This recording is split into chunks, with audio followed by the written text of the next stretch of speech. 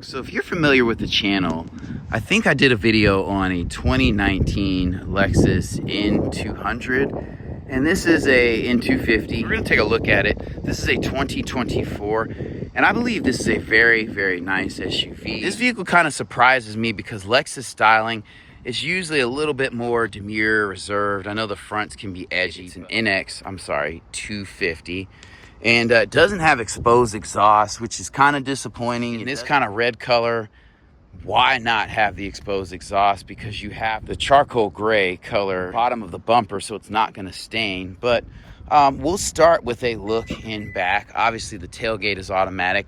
And I like everything about this vehicle. I love the rear end. I like that the haunches come out for the wheels, gives it a little bit of a wider track, a little bit better handling. And this is a good amount of space here. I think a lot of times when we're buying cars, we look for more car than we need. I like that this kick plate here is metallic. It says Lexus here and then NX here. These seats do fold down, so this can give you a ton of utility. And this is about the same amount of room as a standard trunk. I like the black accenting on the doors here. I like the charcoal, it's almost an ash black trim going around.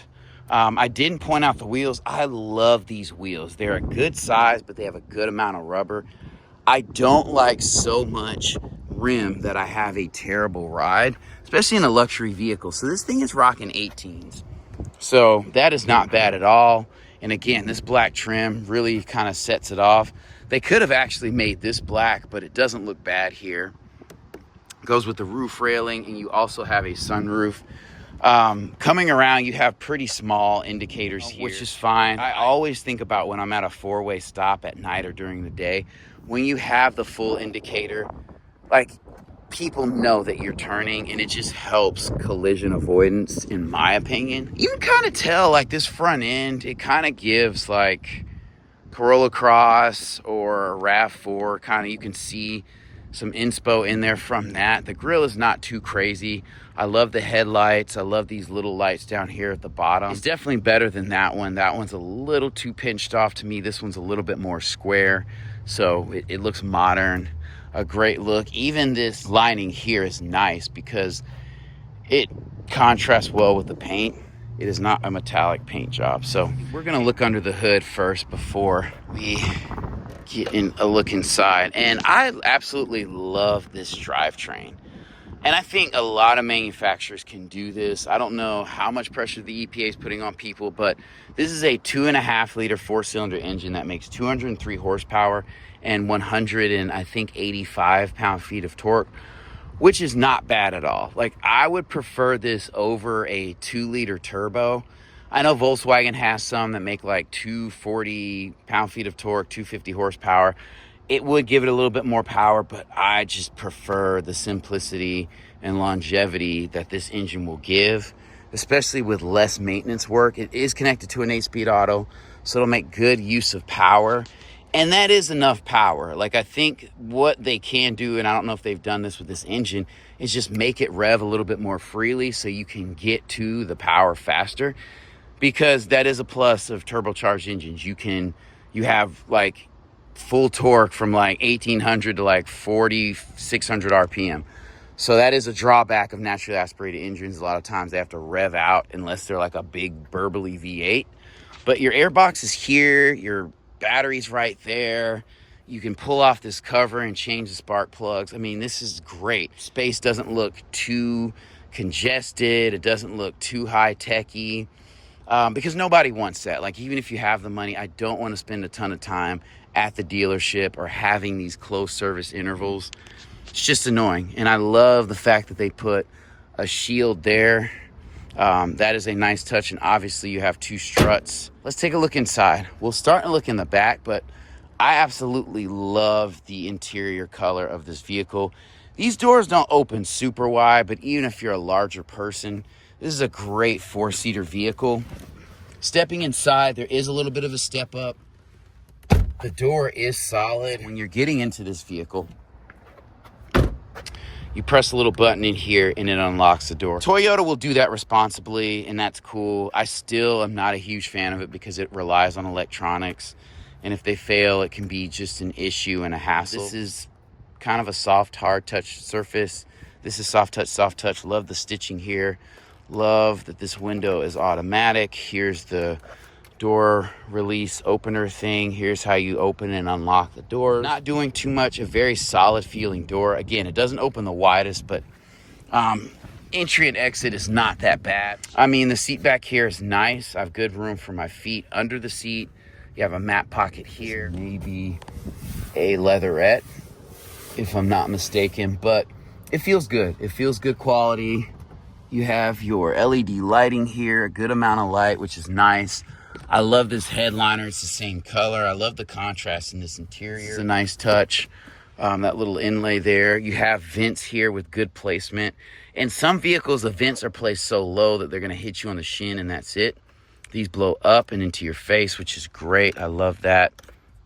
Love USB-C ports right here. Here's a look at the cockpit. Like I said, there's good room here. This isn't the largest transmission hump or exhaust tunnel hump. Particular trim is two-wheel drive, so that's going to be an exhaust tunnel hump there. But you could fit 3 adults back here, 3 children, no problem. 3 adults in the city, 15-20 minutes wouldn't be too terribly bad. Maybe going to lunch, just crank the AC. You have your grab handles here. Everything feels good. This definitely feels like a, you know, premium luxury car. So the opening here is nice. There is a bit of a step up, more so than I thought, because this is supposedly smaller than a RAV4, but yeah, it sits up a little bit higher than you would expect. You have 3-person memory seating in here. You have all automatic switches here. I love the metallic tips. They're kind of like a tungsten color. That's dope. You know, heated mirror. Obviously, you have blind spot monitoring in the mirror. All digital display here. Looks good. I love the paddles right here. I love the lane keep assist there. I love that you have the cruise control buttons, radar cruise control right here. It's just a simple layout. Just because it's luxurious and nice doesn't mean it has to be complex. I always find it odd that you have paddles and not a flat bottom steering wheel, because what are we doing? And this vehicle doesn't have enough power to have paddles, really. I mean, it does have an 8-speed transmission, so I don't know. Maybe you can live your little race car dream a little bit. Have a nice cubby area here. It is lined with felt.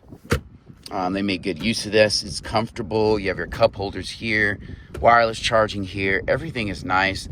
You have drive modes here. I love this little nubby shifter and this screen right here. It's not doing too much. It's not a bad look. It's tastefully done. The dashboard is not overly styled, which I love. The only thing about the headliner is you can get spots and stains in it, and this is a good sized sunroof.